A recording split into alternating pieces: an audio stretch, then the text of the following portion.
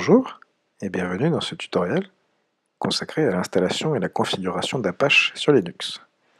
Alors les prérequis, ça va être d'avoir une VM Linux, un Debian ou autre, un accès utilisateur et root, et une connexion Internet. Pour les étapes, on va accéder à la VM en utilisateur, on va passer en super utilisateur, le root, on va installer Apache, le configurer et faire un petit test. Alors, je reviens sur ma machine Linux, je passe en super utilisateur, SU. Voilà, là je suis bien root. Je peux faire un apt-get install apache 2, ça c'est une commande pour Debian. Il va nous demander si on veut bien ajouter 13 mégas. On lui dit oui, puis il va télécharger les sources. Il va installer le package. Et on va voir comment ça va se passer pour la suite.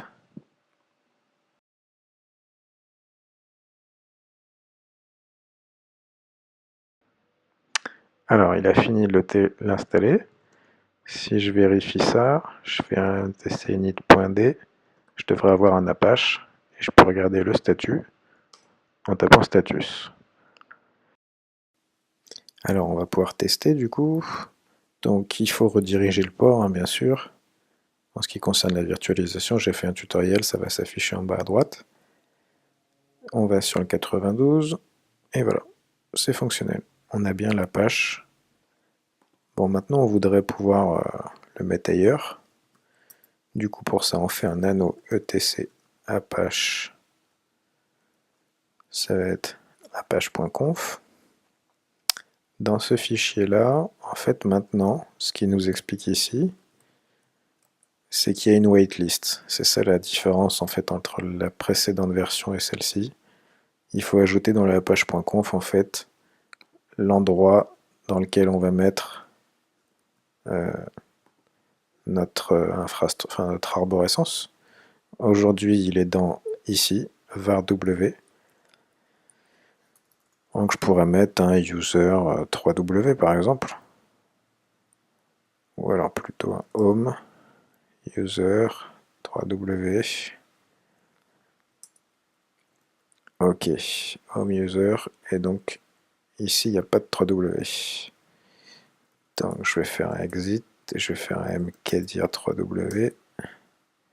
Je vais faire un cd3w, je vais faire un nano index.html.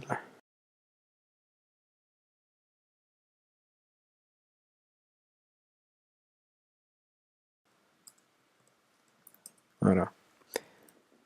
Donc on a bien un index dans home user w. On repasse en SU. Et là on va lui faire un nano etc apache site enabled. Alors on va enlever tout ça.